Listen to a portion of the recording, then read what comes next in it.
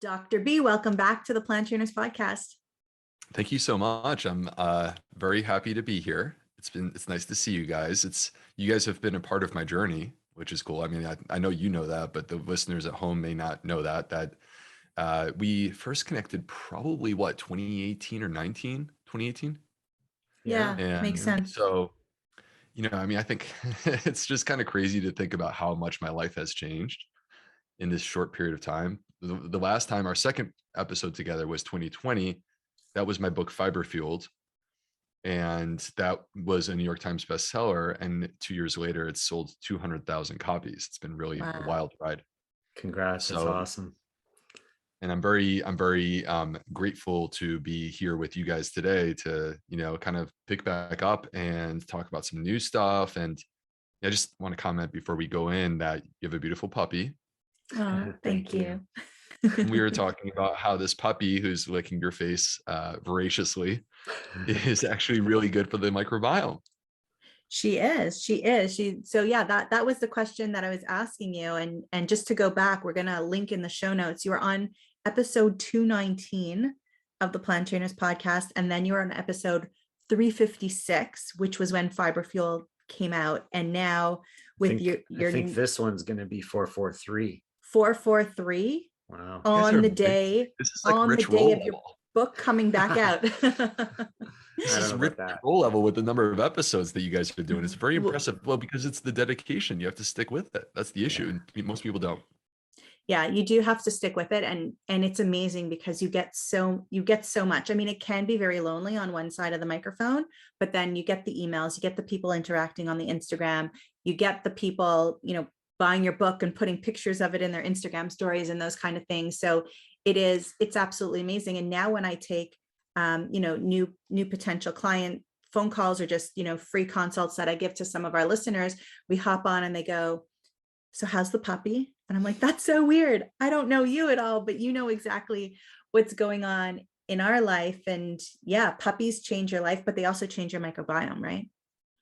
Yeah, so it's interesting because they have studies going back a very long time where they showed that if you have pets at home, then you are less likely to have allergic diseases like seasonal allergies or asthma.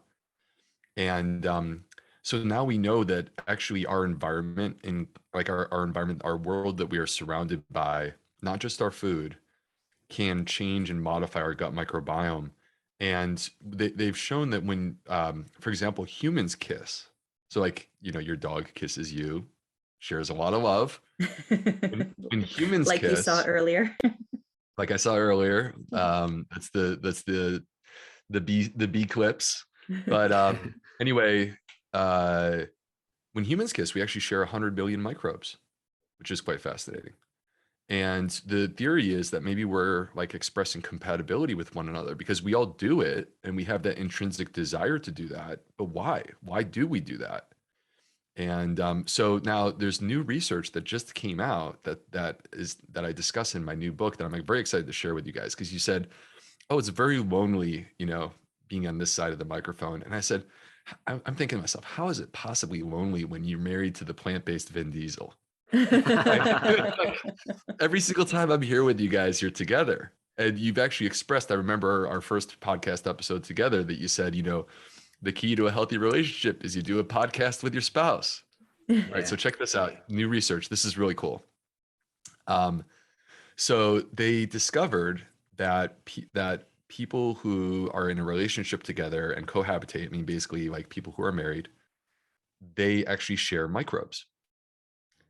And what's interesting is that they share more microbes than they do with siblings. So like, for example, that means I share more microbes with my wife than I would share with my own brothers, even though my brothers share my genetic code and come from the same mom and come from the same place as me. Right. And when they analyze this, naturally the people will say, okay, well, it must be the food, right? You're in the same house, so you're eating the same food. They actually controlled for that. And they still discovered that people who are in a relationship share more microbes. Now, here's my favorite part. This is why I couldn't wait to bring this up with you guys, because again, you're always together.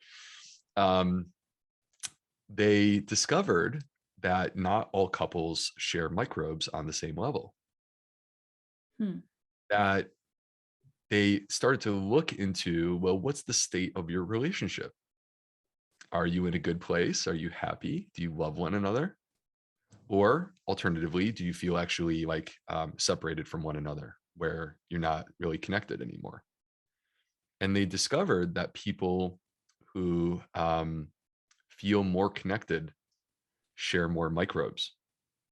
That's so cool. So that could be something that a therapist could put into their practice and get their microbiome tested first to know where they're actually at versus what they're saying, and bring that into play.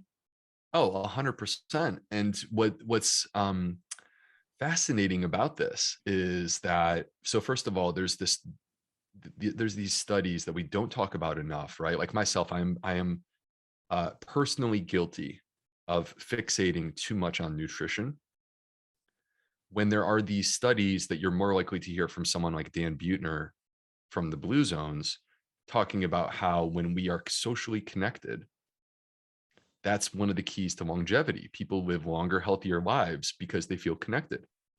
And it starts to make sense because we are social creatures. If you want to torture a human being, you isolate them. Right. And if you want to actually bring out the best in a human being, you love them and you support them and you tell them how great they are. And you tell them that no matter what happens, you will support them. Because when a person feels that way, then they feel safe. And it actually, Shoshana, gets to the brain gut connection that you're alluding to, talking about like a therapist, for example, because let me just kind of get nerdy for a moment here. The brain gut connection is the connection between our gut microbes and our brain function. And there's different ways in which both of them are talking to one another right now. And one of the ways that the brain talks to your gut is that it will release a hormone called CRH, corticotropin releasing hormone.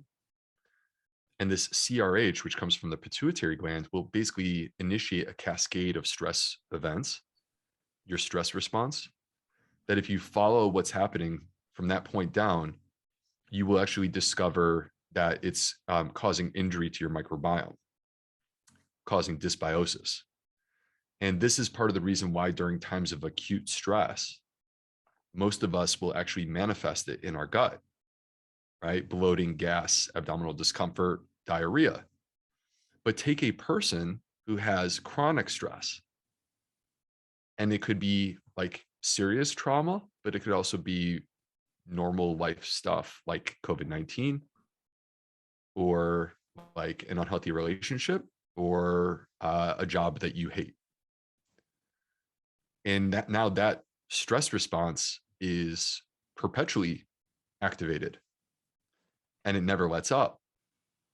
And these are the people who they do everything right. They eat the fiber fueled way, and they sleep and they exercise and they meditate and they're trying. They go to their sauna, like they're doing everything, and they never get better because basically their gut is being held back by this thing in their life that's unsettled, that's messing them up. And this is where I just felt compelled to bring that into the conversation, because it's not just the relationship, it's actually the effect that the relationship has on how you feel about yourself. So your gut's being held hostage by your stress levels or by your relationships. So if you quit the job or get a divorce or find love or move out or whatever it is, will you still have remnants of that and have to work really hard at overturning that? Or if you're already eating the fiber fueled way, will you eventually just kind of settle out? My experience has been that if you take people that fit this description, this picture that we're painting right now, and these people are not rare. There are many of them out there, and they're the person who bounces from doctor to doctor and is never better. And it's not their fault. The issue is that we have not actually addressed the root of their problem, which is not simply a diagnosis, right? It's not, oh, you have IBS, irritable bowel syndrome. It's that the root of your problem is that you have this unsettled part of your life that's disturbing you. And it may be in the non-conscious mind. It may not be something that you're even conscious of. So, and it's a very personal thing, and it's very context driven, because what some of the examples that you just rattled off in my mind as you're going through them, I'm like, yeah, that one you can fix real quick, and that one, no, that's not going to be easy. And, for example, I'll just share a quick story. I had a patient recently who she has ulcerative colitis. She's young, late 20s, single, would love to meet someone, not able to date because she's pooping around the clock. Can't even sleep at night. She has to wake up to go. And I have tried everything for this person to get them better. Tried all my tricks, plant-based diet, sleep, exercise, the right medications. She was not refusing them. She's not getting better. And then one day recently, she comes in, and I'm kind of like nervous to go in the room because it's honestly, we're both frustrated. But I walk in, and she instantly looks better, like different. And she has this big smile on her face, which was a pleasant surprise. And I sit down and I say, "What happened?" And she says, "I feel like I'm actually myself again. I feel like I'm not having my life dominated by a disease." And I said, "So what changed?" And she says, "I never told you this, but I had this job that I hated going to work every single day. Like, I really was uh, stressed, even just getting in the car. And my boss would demean me in front of my peers, like yell at me in front of everyone. And she's like, it was not easy for me to do, but I eventually decided that I needed to have the courage to leave. And so she left that job. She found a new one. They actually treat her with respect. And like, she came in and her disease was in remission. It was like she did not have ulcerative colitis anymore. Right? That's incredible. That's how powerful this can be. But on the flip side, like if you get a divorce, this is where, I mean, you'd have to go through each one. But like, if you go through a divorce and you have kids, I don't think the stress really goes away. It's complicated. So you need ways to manage all that. So stress management becomes super important in all aspects. Like there's all these in integrative medicine or lifestyle medicine, they talk about all these different pillars, and stress is always one of them. And it seems almost that stress could be one of the most important pillars for most people. And it's not just focused on nutrition alone, like you're saying. So I think people need to really take a look and reflect on where they're at in their lives and with their relationships, with their nutrition, with everything. But the stress component is so much more meaningful and important, and I think people overlook that. Yeah, and I think that we need to create avenues for these conversations to exist, right? Like in the sense that it feels like it's a very stigmatized space where people are not comfortable talking about things that are negatively affecting them. They're led to feel like it's a sign of weakness. Like, how dare you feel that way? You're not strong. You can't just shake it off. I mean, that's not right.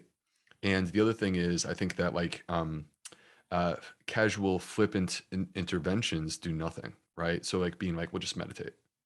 Right. Come on. Like that's not going to work.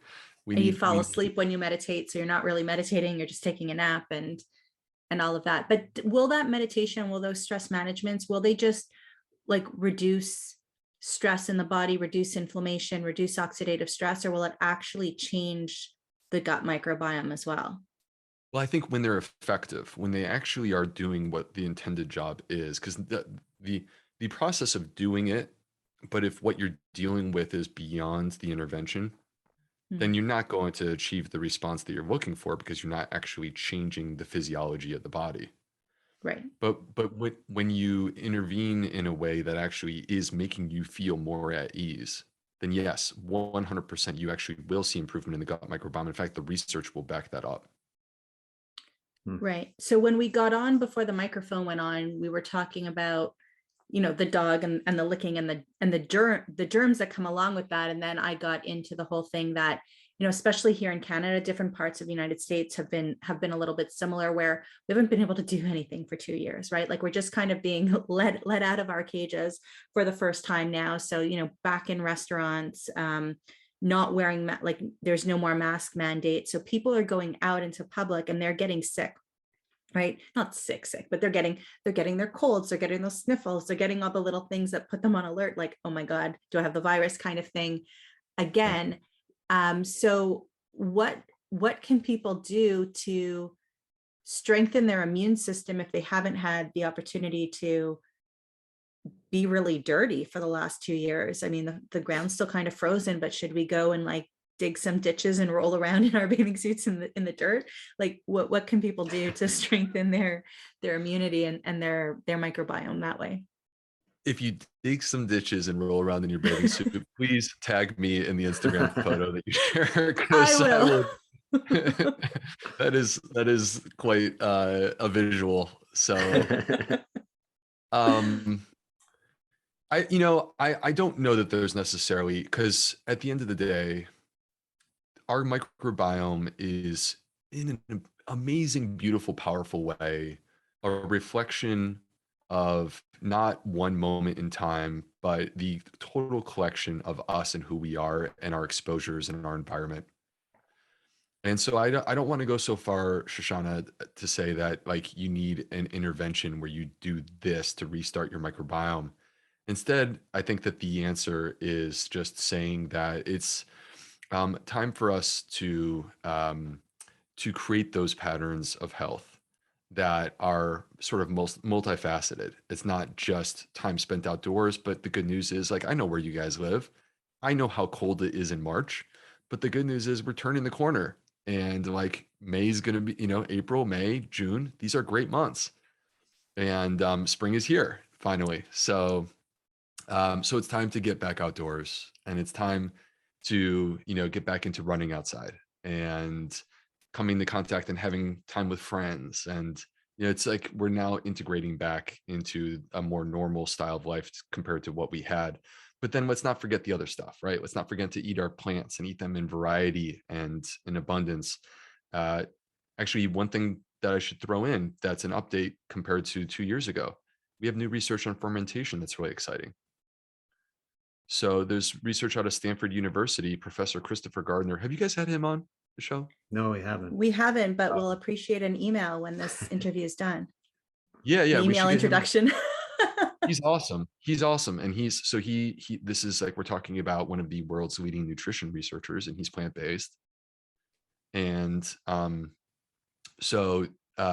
himself and then a couple microbiome researchers, Justin and Erica Sonnenberg, they did a study where they basically had people eat fermented food for 10 weeks, and eating fermented food increased the diversity and health of their gut microbiome and reduced measures of inflammation.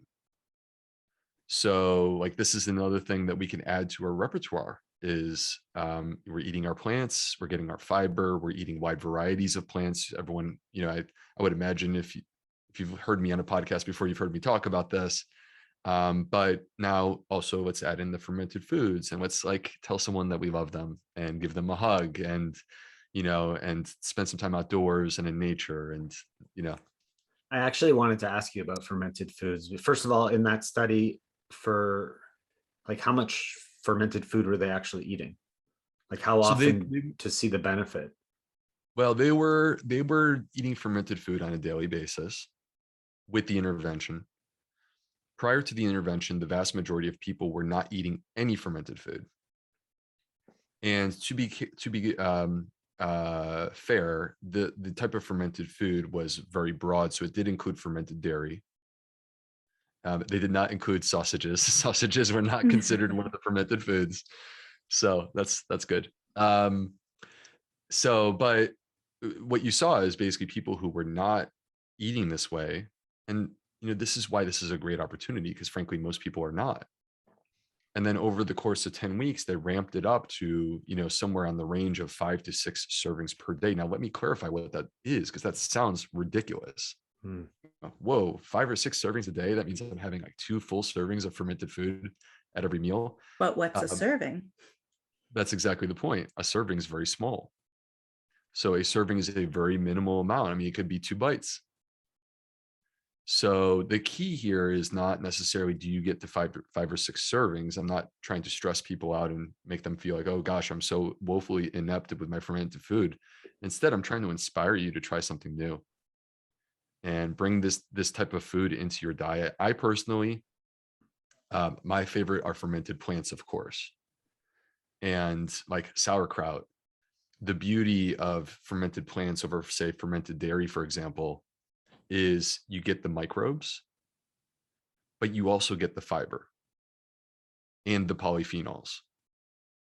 And so this is like a triple hit of goodness for your gut microbiome. You are basically like sending down a huge wave of excitement and positive energy that can clearly, like now the evidence is saying, support a healthier gut microbiome. So what I wanted to ask you about the fermented food was, is it normal, or is it just me, that throughout the winter when it's been cold, I've been eating a lot less fermented foods than I would normally do in the summer? And I'm wondering if that's just me losing touch with fermented food, or it's part of the seasonal cycle and kind of normal for people to eat more fermented food in the warmer weather. What kind of fermented food do you like? Curious.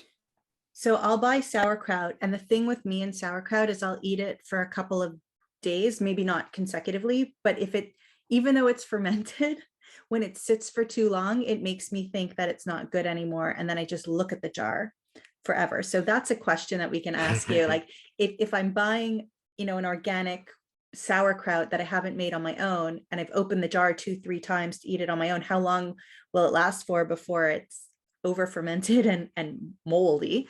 That's so we'll have some miso, we'll do some sauerkraut. Yeah, but like kimchi, haven't had that all winter kind of thing. Sauerkraut, it's been once in a while. Kimchi is also something that we tend to eat in restaurants and buy at markets, of which we've been to zero in the last 2 years too. Yeah. I think first of all, it depends on how you choose to consume your fermented food, right? So if you have specific foods that you like to add sauerkraut to, then like if it's like a plant-based hot dog, for example, then of course it's a summertime food for you, right? But then like, how about a little bit of sauerkraut with your soup, right? Just like kind of making a little iceberg that you pop it in your soup or your stew or your chili. Or a Buddha bowl.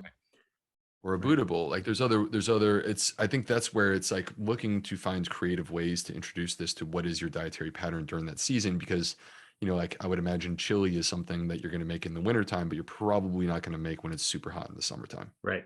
For sure. So how do we know it's safe? So first of all, if you're doing home fermentation, then there are, basic steps that you have to follow to ensure food safety. And you want to take those steps very seriously and not be casual about it. I think that's part of what the responsibility is if you're going to choose to make your own fermented food. But regardless of whether you made it yourself or whether you bought it and it's got live active cultures and you bought it at a store, typically most fermented foods, it's hard to paint with broad strokes, but most fermented foods would be good for 6 months in the refrigerator. And we have to use our senses with any food, right? Not just fermented foods, any food. If the bread is moldy, you're not going to bite into it, right? If you see mold on the ferment, it would be there. It would have a different texture and color, and then you would know that this is probably time for me to get rid of this. That happened to the miso that I bought after, I'd say, a couple of weeks of opening it, which I found really odd because miso is something that should be able to stay very long. And I just wondered if maybe my refrigerator was too, maybe the refrigerator was too cold and maybe it froze and then defrosted, or I don't know. But if it smells slightly off or looks slightly off, I chuck it. It's not worth it.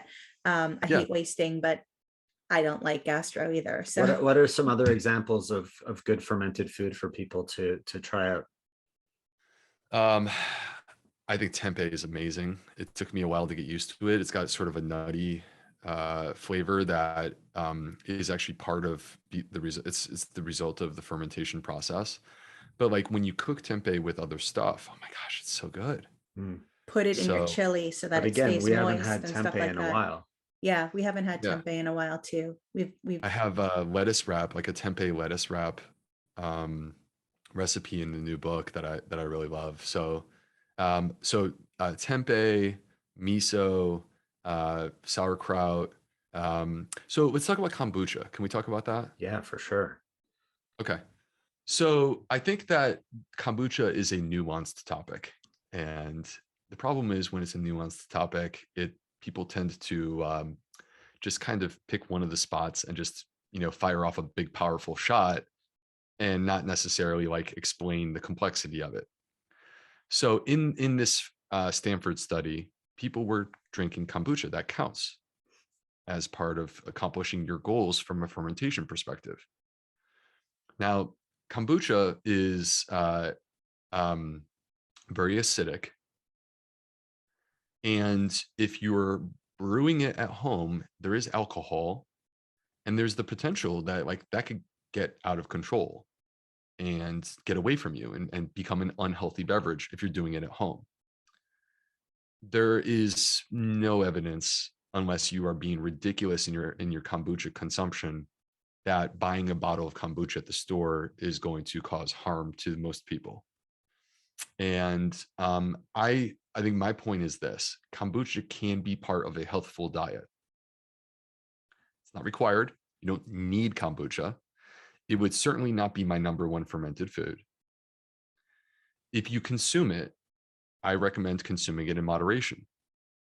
That to me is about 4 ounces of kombucha per day, which if you go and buy like a normal bottle of kombucha, usually it's 16 ounces. So I'm saying that one bottle could last you 4 days. Hmm. And then what you do is, this is what I always do, is I will take my kombucha and they'll have 4 ounces, probably like right here. And for the listeners at home, I'm holding up a mason jar filled with water. But you have your 4 ounces of kombucha, and then I will either double or triple the volume with water. and really dilute it out. Yeah, I'll dilute it out because the thing about kombucha is that it's so acidic at baseline that you can cut the kombucha in half or by a third, and it still is going to taste good. It's still going to have the tartness and the acidity that you're looking for. There's still some carbonation that's there, which is, I think, frankly, what a lot of us are searching for. Yeah.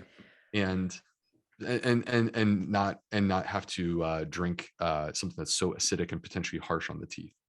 Right. I do find kombucha's a hot commodity these days. It's something people like. It looks good. It feels good to carry. It's very yoga-ish and things like that. But why I don't love it and why it wouldn't be my primary choice is because the sugar content in some of them to make these cool flavors or to really make it taste very good doesn't outweigh the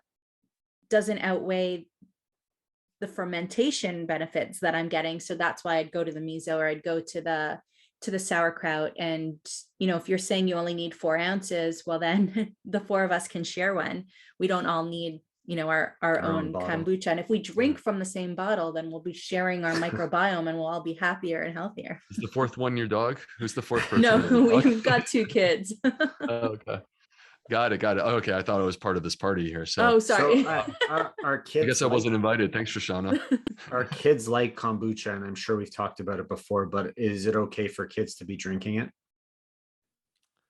I haven't seen any clear research on that. I mean, I think that it's one of these questions, like, because for example, soda beverages, like teenagers are going to drink soda, and those are acidic and filled with either sugar or artificial sweeteners, neither of which I think are very healthful. So if you're giving me the choice between water and kombucha, I'm always going to take water, right? I mean, I agree with you, Shoshana. There's other choices. But if you give me the choice between kombucha and soda, I'll take the kombucha. And so that's just kind of trying to properly place that somewhere in between. Right. Yeah. And they do think of it as a treat. So that can be, they're going to the mall and everybody's buying a soft drink and they buy a kombucha. They they're better off. They're better off. So I have a question, because all of these fermented foods, clearly good for the body. We've talked about fermentation actually before, so we're going to link back to that other podcast where we get a little bit more detailed. But what's getting me right now is I'm seeing more and more people with histamine sensitivities. And I know that fermented foods are high in histamine. So I want to talk a little bit about that. And well, why don't we start? Can you explain to people what histamine is? And if it's a good thing, then why are so many people having issues with it? I am super excited about this topic because I feel that this has the massive potential to change people's lives. Because if you're not, imagine you have a histamine intolerance that has not been diagnosed, and we uncover this, then we are like literally empowering you with information that could completely change your life and improve your symptoms. So, but to take it from the top, histamine is a signaling molecule that's a part of our normal body. We have histamine receptors in many different parts of our body, including our brain, including our blood vessels, including our intestines. And when we are in balance, healthy humans, histamine's in there. And it's a part of it. It's not to be vilified or made to be, a bad thing. But like literally everything in life, there is such a thing as too much, right? We could drink too much water.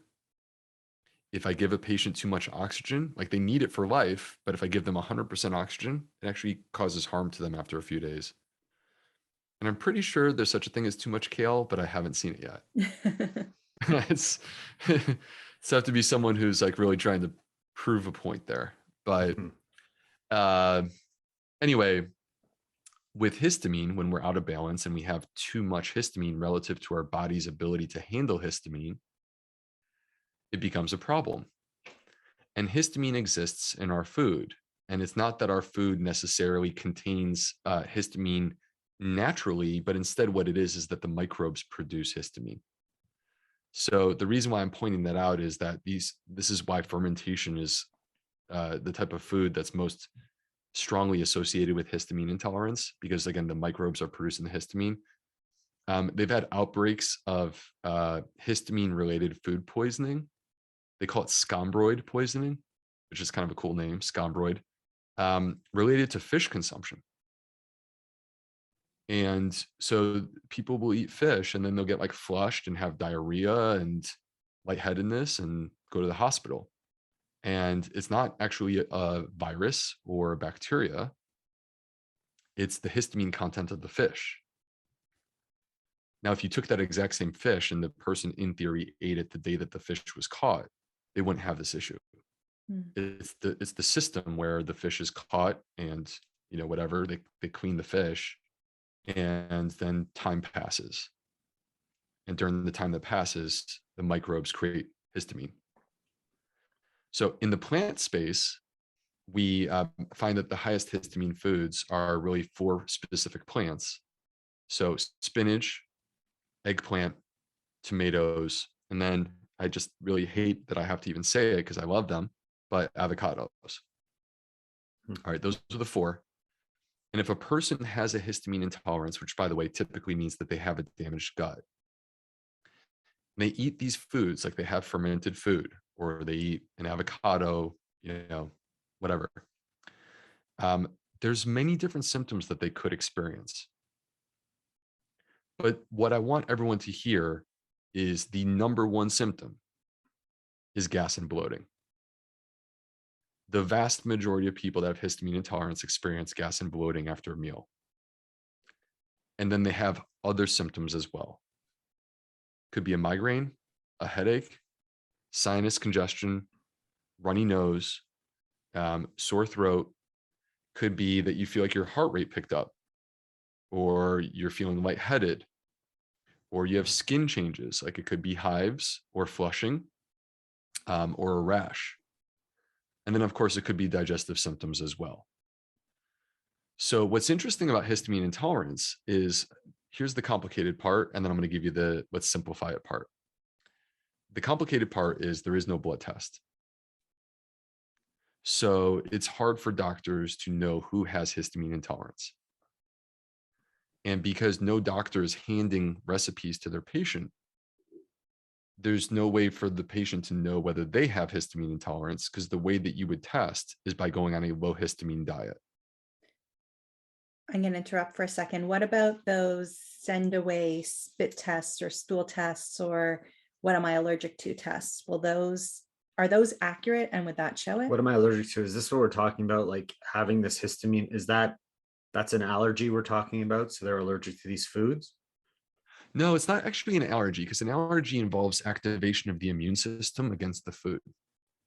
So that's different. That's different than a food allergy. This is a food intolerance, which means that the immune system is not a part of it. But that when you eat the food, you get symptoms that you are undesirable. And so that's how we define what a food intolerance is. Now they have all these other tests that people can do, poop tests, blood tests, saliva tests, hair tests. And the problem is that none of them have actually been demonstrated to be accurate for the diagnosis of histamine intolerance. So you can check an enzyme level. There's a specific enzyme in the body called DAO, diamine oxidase.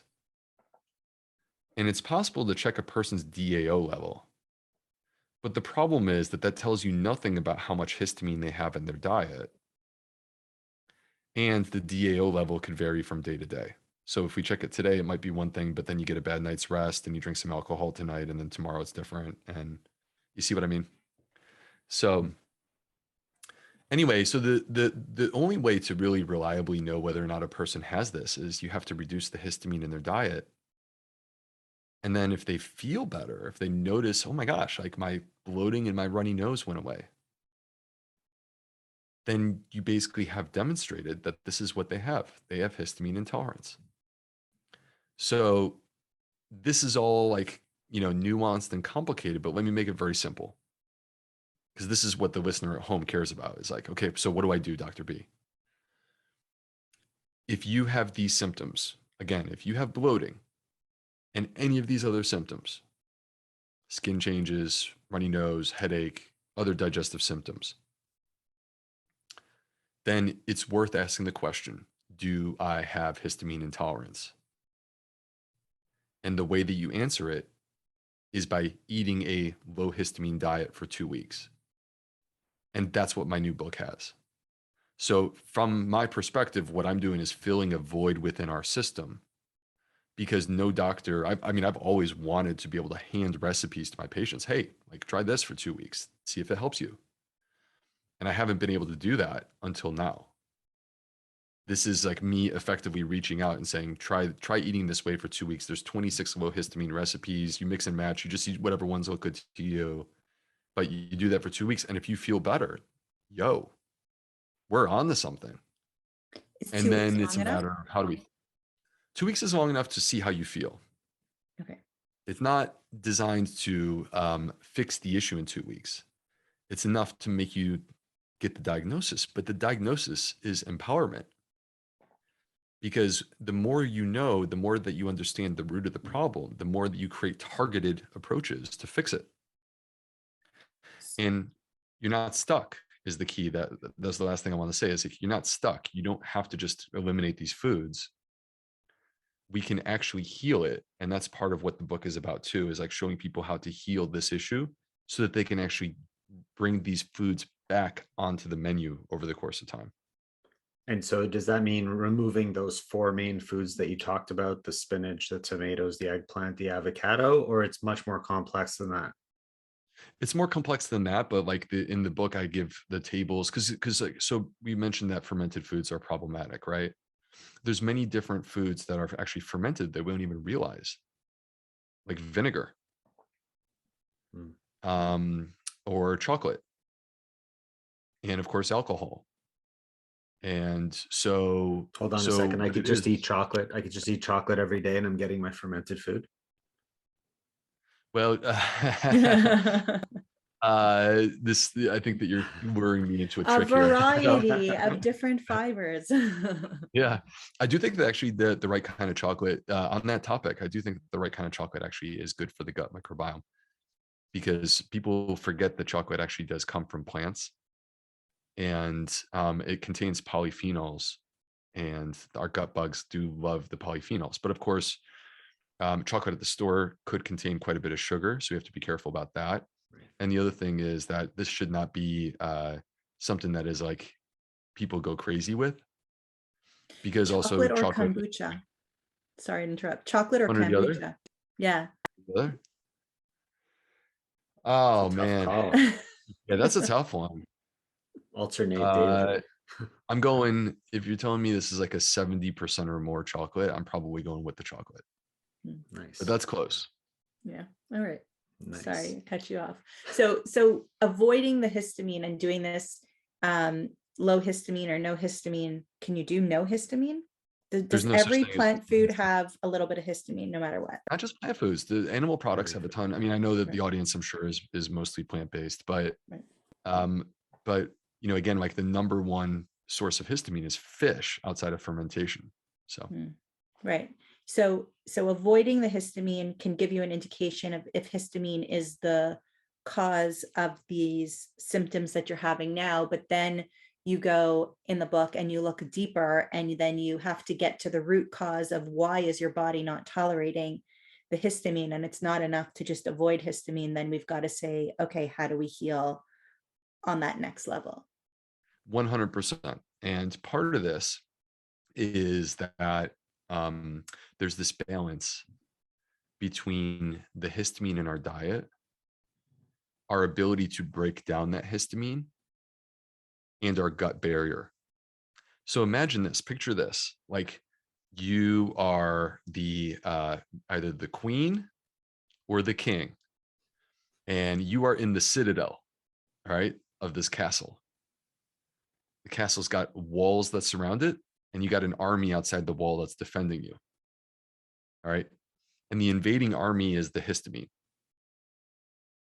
Now, the army that's protecting you is this enzyme that we've been talking about, diamine oxidase, DAO, because the DAO can neutralize this invading histamine.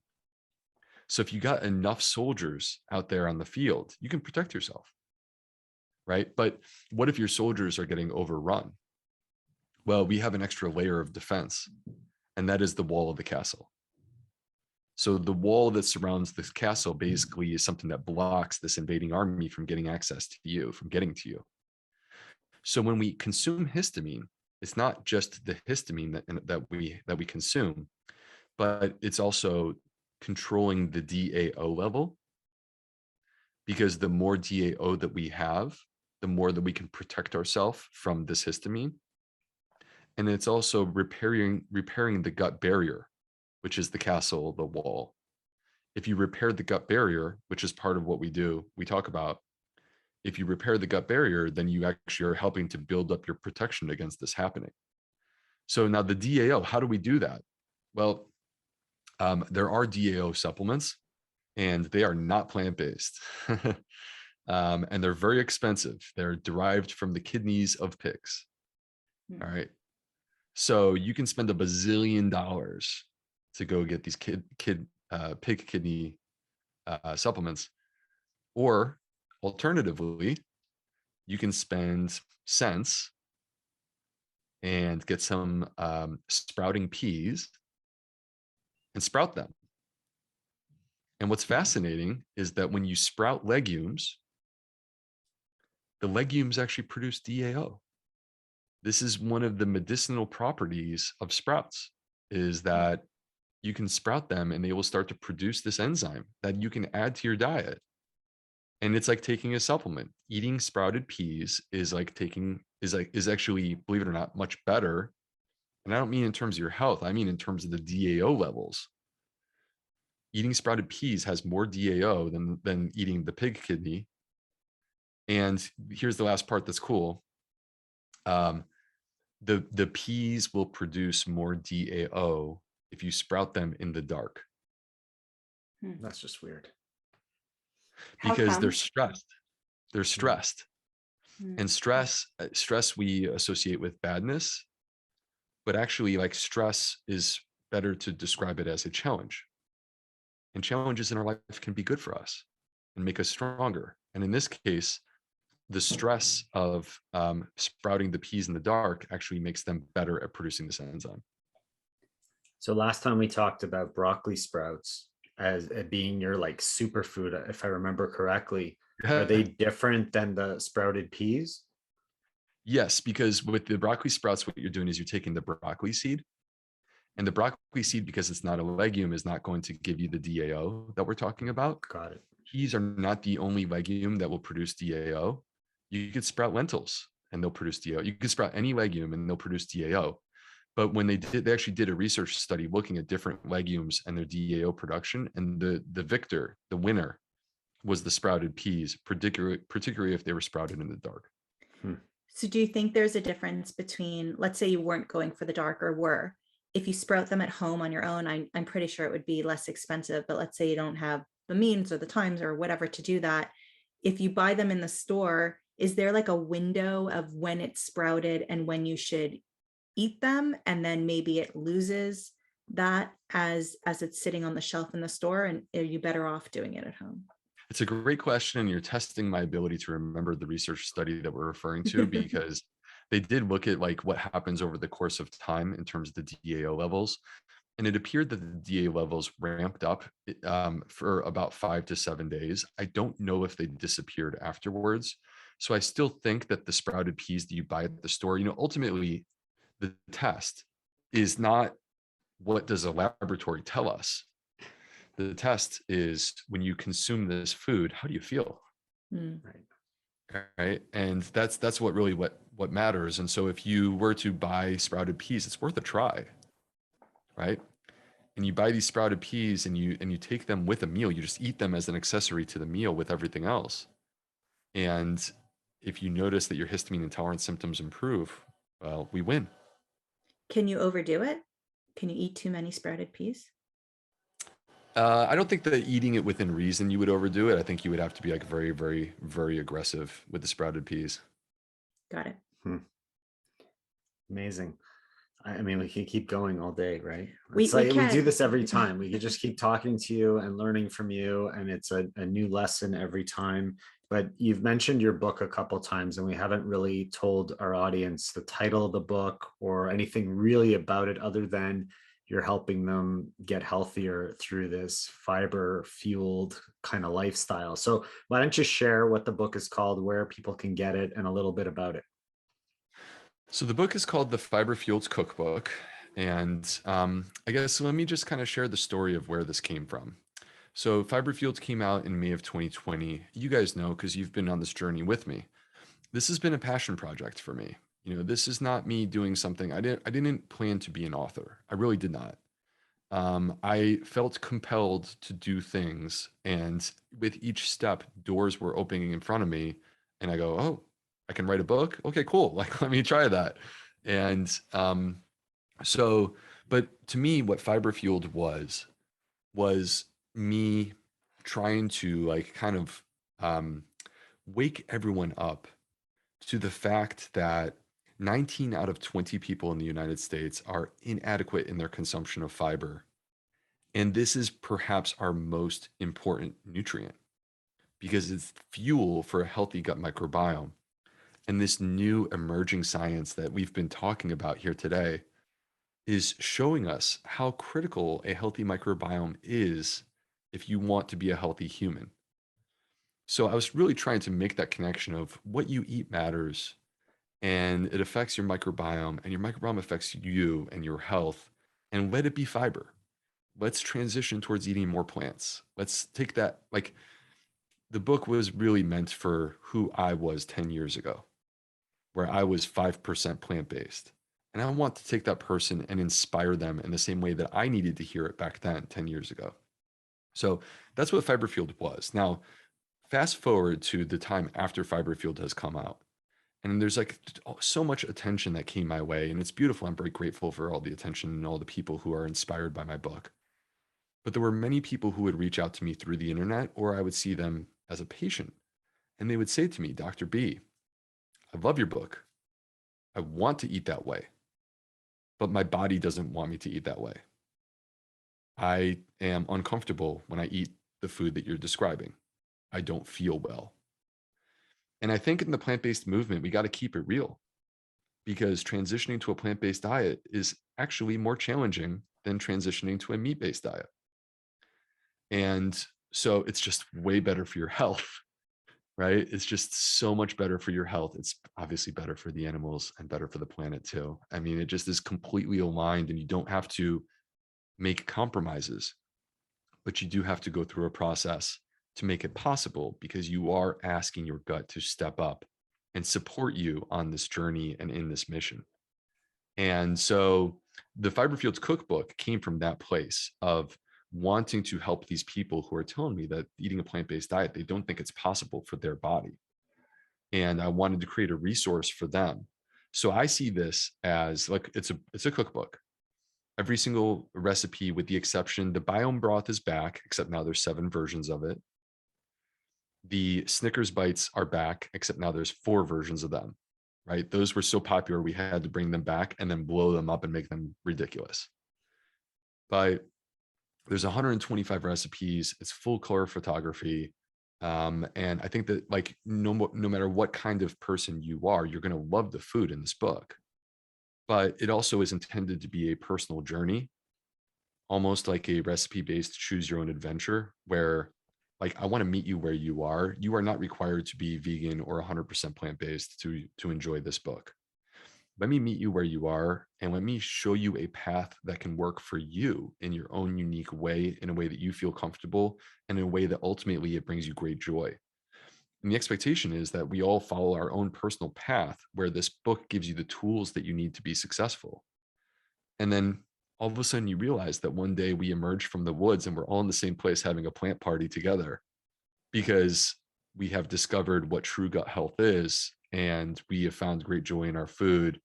And that's what brings us together and allows us to feel, connected and aligned.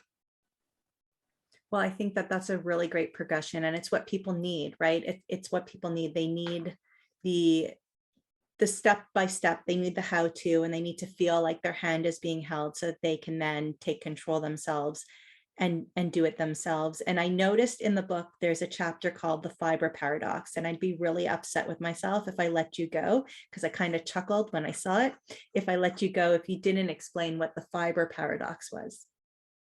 Well, paradoxes are entertaining, obviously. we know that paradoxes can be quite entertaining and good for book sales, apparently, for some people.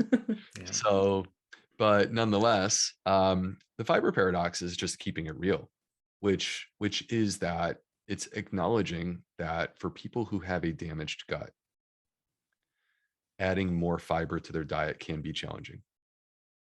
And it's because your gut is not in a good place, and we actually need a healthy gut to break down and process our fiber. But the paradox of it is not that, it's that these are the people who need the fiber the most. Fiber is the most powerful way to heal and enhance the health of your gut microbiome. When you reduce your fiber, you are in no way moving yourself towards a more healthy gut microbiome.